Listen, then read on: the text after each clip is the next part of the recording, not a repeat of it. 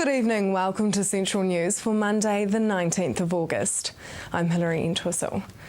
In today's news, what do you want from your council?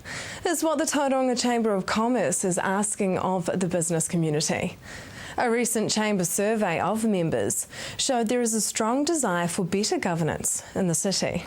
Anne Pankhurst, the Chamber's events coordinator, says they are running a program to hear what the business community wants, and they will relay those messages to candidates.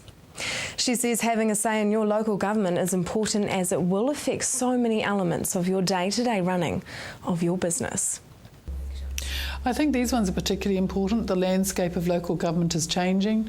There's new executive powers for mayors, the way they form their committees, the way they're able to have executive powers throughout the council now. All of that makes the landscape change, and much more important for us to be involved in thinking about what this can be and what this next election can be. So it's very important. Sir Bob Harvey is not happy with Tauranga City Council's decision to postpone the upgrade of the Greeton Library.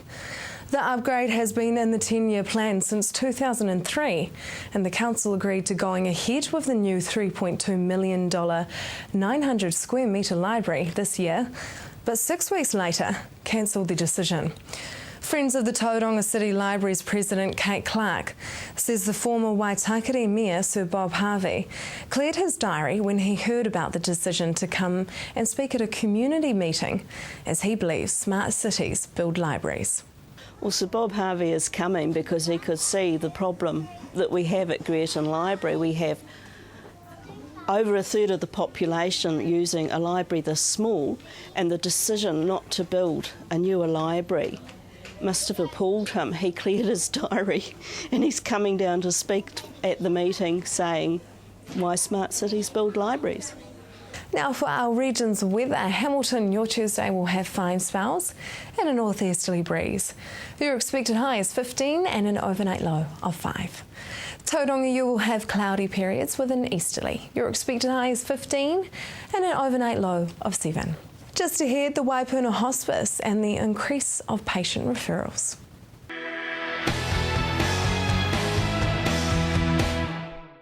Welcome to Central News on TV Central. Waipuna Hospice referrals have been on the rise due to population increase, and this has caused a need for an extension. The hospice has gained funding for a new day services wing. I went along to the hospice and found out what the day services wing will be used for. Well, the new extension is an additional wing to the building. It's to allow us to run an improved and increased number of day services. These include medical clinics, nursing clinics, counselling, social work sessions and activities in their own right. Allows patients who are more well earlier on in their journey with us to be able to come to the hospice to receive their care, and should be quite a good opportunity for patients to have some social activities and also get some expert advice early on, which always helps in the longer term. So what is the timeline for the project? Well, the project's scheduled to complete September, October next year. So we're on target for that at the moment. We're just at the plans and architectural stage, ready to submit to council for consent.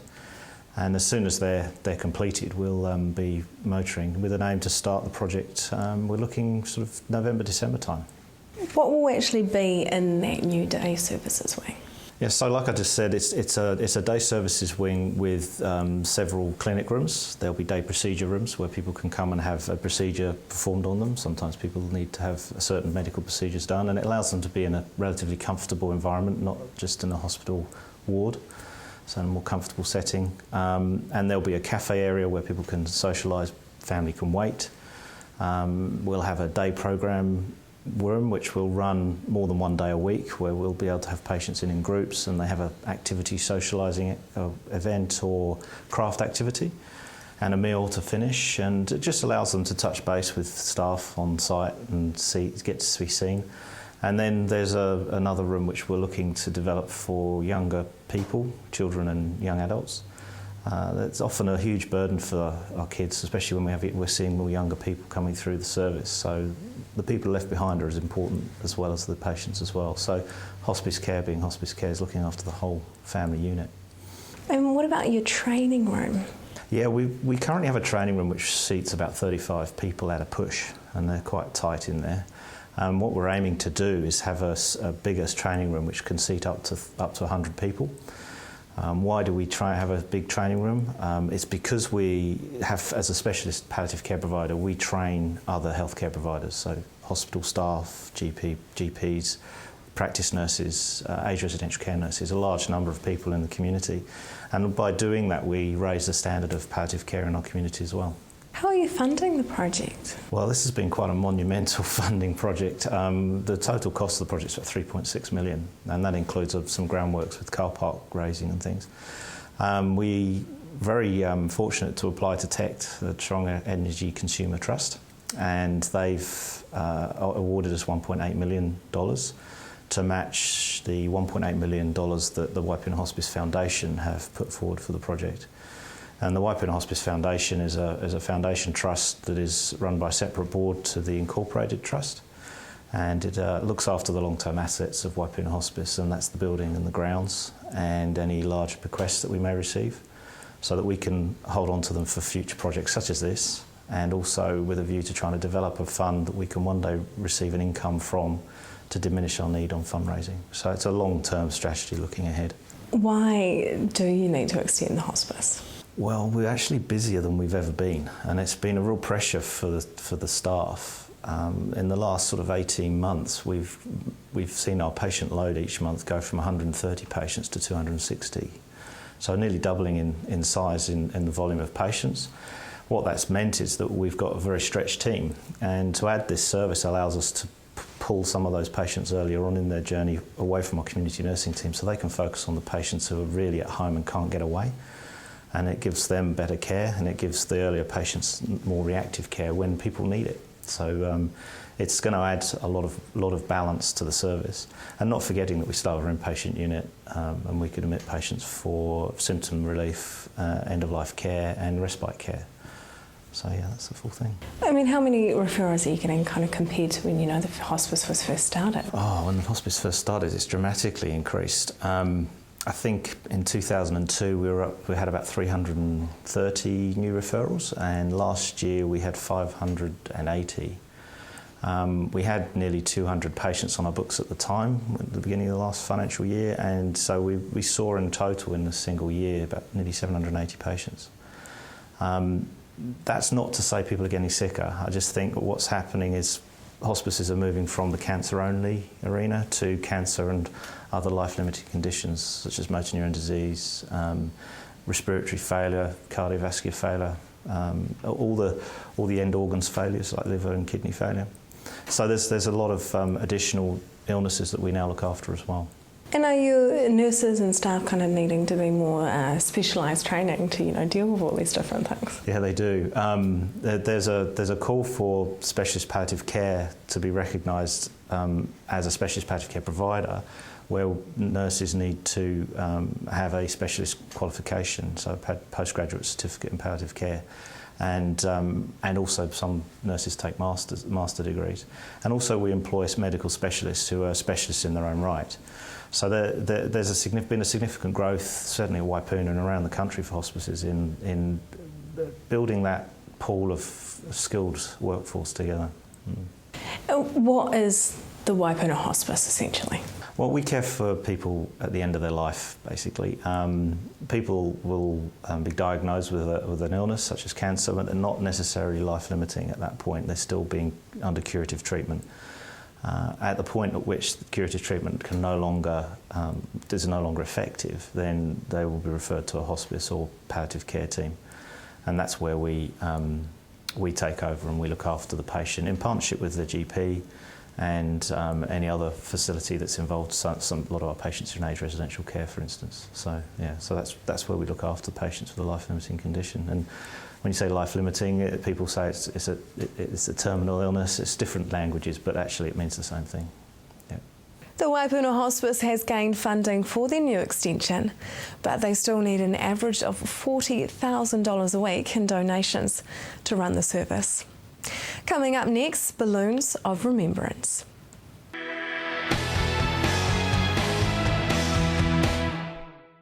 Welcome back. Daffodil Day is on August 30th this year and is the Cancer Society's annual fundraiser. This year, Matamata is doing something different and releasing over 300 yellow balloons in a ceremony to remember those who have passed on from cancer. Amy Forrest spoke with the area coordinator. Hi Roxanne, welcome to the studio. Now tell me, what have you got planned for Daffodil Day this year? Well, I decided that Daffodil Day alone, having 120 volunteers, wasn't a big enough challenge this year. So I've put together an event called Balloons of Remembrance, and we've got a sausage sizzle, we've got some amazing talented musicians coming to entertain the crowd. We've got some amazing raffles. Some ladies from our patchwork group have made $300 quilts that we're going to auction off. We've got a teddy bear that's worth $600. It's an antique from a volunteer in Matamata who passed away this year. And everyone can come down, buy a helium balloon, write a message on it for someone who's fighting, who's fought or passed away from cancer. And as part of a ceremony, they'll all be released up into the air. And it's just a great way of making some more money for the Cancer Society. It sounds like it'll be a really special day. Now, so what are your goals for Daffodil Day this year then? Well, the last few consecutive years, we've made 8,500, and that's great considering we're a community of about approximately 7,000 people. So that's everyone could give like $1. We'd still make enough. So the aim of any fundraiser is to make money, but because it's been so consecutive year after year, I just really want to make more. So I'd like to push it over 10,000 this year, and I think it's totally possible. Wow, that's an awesome goal. So will the money stay here in the Waikato? What happens? Any money raised within the Waikato Bay of Plenty gets earmarked for our community. It will go back to the Waikato Bay of Plenty office, and then it gets spread throughout the community as people need it. So where are you hoping the money will go towards this year? It's a long list. The Cancer Society has such a big job. It supports people living with cancer, their family and their friends. Sadly, there are a lot of people who get cancer who have absolutely no support. They've got no one to look after them. So they provide people who can come and sit with them. They provide counsellors for people who can go through their medical options. Sometimes people who have cancer, the treatments are brutal on their bodies. So they go through ways of supporting them through that. There's meals, there's transport to and from their appointments. It funds the Lions Cancer Lodge for people who need to stay in Hamilton to have their treatments. Gosh, it just provides so much stuff. I could just go on, but there's scientific research into hoping one day to find a cure. That's why it's so important to give, because we'd like in the next sort of decade for New Zealand and probably the world to be cancer-free, and that would be just an amazing achievement. Yeah, so you need everyone to come along to the event. So the Waikato Bay of Plenty Division have got a special anniversary? Yes, that's right. Yes, 50 years this year. Just the Waikato Bay of Plenty branch is celebrating 50 years. So for anyone who's travelled the cancer journey, whether it's personally or they've supported someone, they know just how important all that support has been. So it's a monumental year, and it's a great chance not only to honour people who have passed away, but to celebrate such a fantastic organisation. 5 decades of support for people who need it. So how can people get involved with the event? Come, just please come and donate and give as much money as you can. It doesn't matter what community you're in. If you're in Hamilton, they have their own Daffodil Day funding. Just give as much as you possibly can. And now tell me, why are you personally involved with this event? Well, I have a long history of family who have had cancer. My auntie and uncle a few years ago passed away within months of each other. They were my mum's brother and sister, so that was really hard. I hadn't personally seen someone actually get to the point where they had died from cancer, and I watched my auntie just waste away, and it was horrible. There's just no other word for it. It was horrible. My mum's had breast cancer. Both my sister and I are waiting for appointments from the hospital to have genetic testing done to see if we carry the breast cancer gene, because 2 people in our family, including a man, have had it. So if it comes back positive, it'll be certainly a big change for us. And both my sister and I have daughters, so we've got to consider what's going to happen to them as well. So yeah, big family history with cancer, and I just want to see it totally eradicated. I'd love for us to find out what causes the cancer genes to mutate and just help people to have better survival chances. So you're obviously extremely passionate about making sure everyone... I don't know if passionate's the right word. I'm I don't know what's the better word for passionate. But yeah, I would do anything I can to see people get the support that they need. Okay, and if people can't come along to the event, how else can they donate to the cause? They can text the Cancer Society and make a direct donation if they like. For people, there will be collector sites on streets around the Waikato, around New Zealand on the day. So if you can't make it to the event, try and get to one of those sites. Buy a lapel daffodil. There'll be fresh daffodils for sale as well. Pens, windmills, balloons, teddy bears, all kinds of things. Just get in and you don't have to spend a lot, even if you just make a donation of 50 cents. It all helps. Just get out there and find those people and make a donation. Now, you mentioned in the event there's a bit of entertainment. Can you tell us a bit more about this? Yeah, sure. We've got Kay Tappan. She has won some amazing awards, not just Waikato awards, but New Zealand awards as well. A beautiful girl named Alicia Stewart. She is an up-and-coming amazing musician. She is supported by Kay Tappan. And we've got Brian Rawiri. He's an acoustic musician. He plays wonderful music on his guitar. And then we've got our wonderful MC, Sandra Hunter. She's done a lot of work with the Relay for Life as well. And then we've got a special song that we're playing during the ceremony of the balloon release itself, and I can't tell you about that because it's a big surprise. But yeah, we've got some amazing entertainment, and people will be thrilled, and it's going to be handled really respectfully. So we're not expecting people to get up and dance or anything because of the kind of situation that it is, but our musicians have got some great music, some really heartfelt music to play to just soothe people's souls, I guess. Well, it sounds like it is going to be an absolutely amazing event, so I wish you all the best. Thank you very much. Thank you. The event will be held on Friday, August 30th from 4:30pm to 6pm at Railside by the Green. Just ahead, the historic village.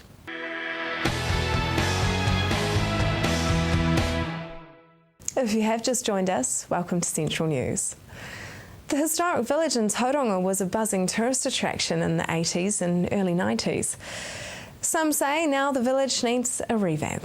I spoke with Councillor Catherine Stewart about the council's strategy and a new volunteer group who are wanting to breathe new life into the village. So what is Friends of the Village?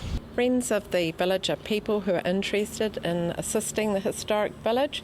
Some people want to belong to be hands-on with the historic village, and other people are happy to receive newsletters and to financially support some of the initiatives that the Friends will be doing. Now, you recently had a meeting, so what was discussed? It was actually our second meeting last week, and we had a wonderful turnout of 37 people, and we discussed what happens at the historic village and also some of the health and safety aspects for those volunteers who are wanting to participate in a hands-on role down at the historic village. We also took the people who attended on a walk around the historic village just to explain some of the historical significance with some of these buildings. And it's quite a large area. It's like nearly 6 hectares, so many of the people hadn't walked around the whole village, so it was an opportunity to have a good look around as well.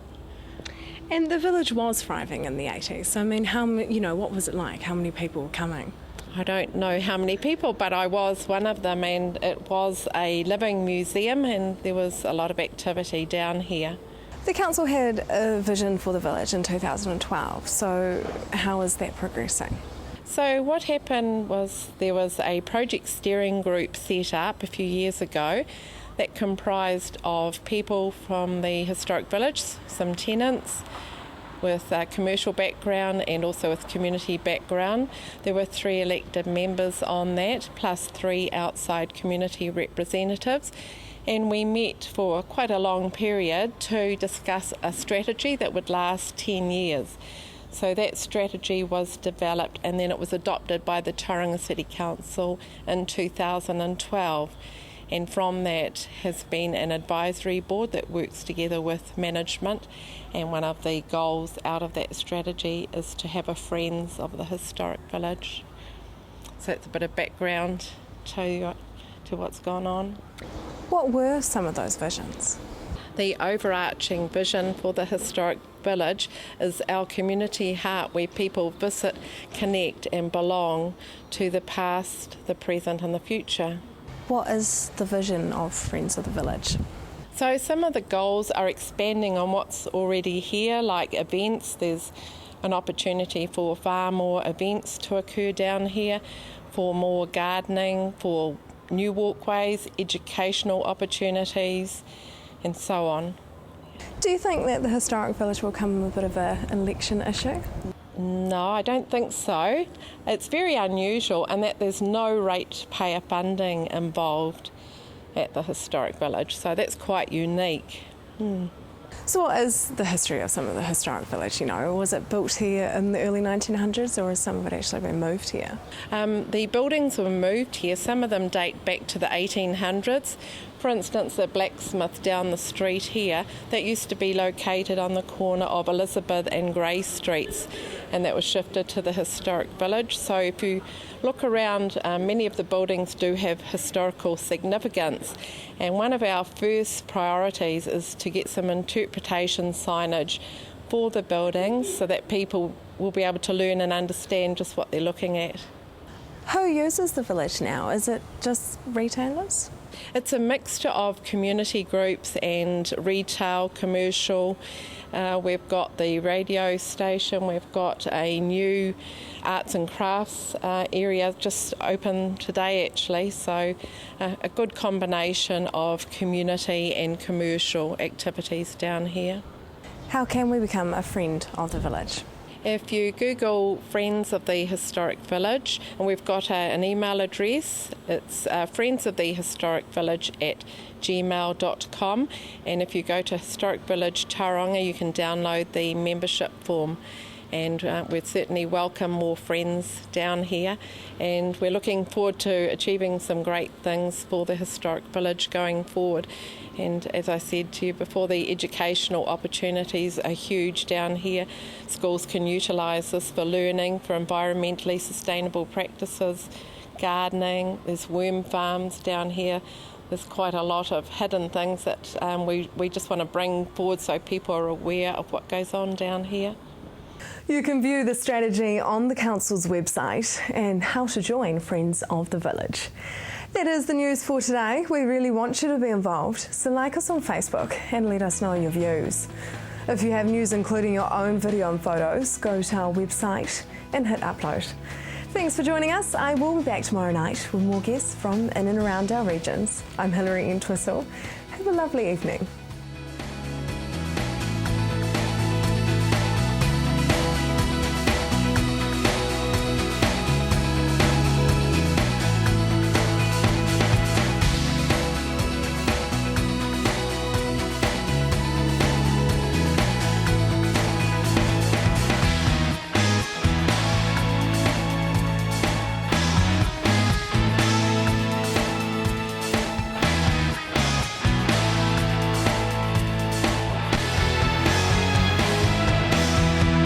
This has been an Alpha Media production, a division of Television Media Group. Supporting local content so you can see more of New Zealand on air.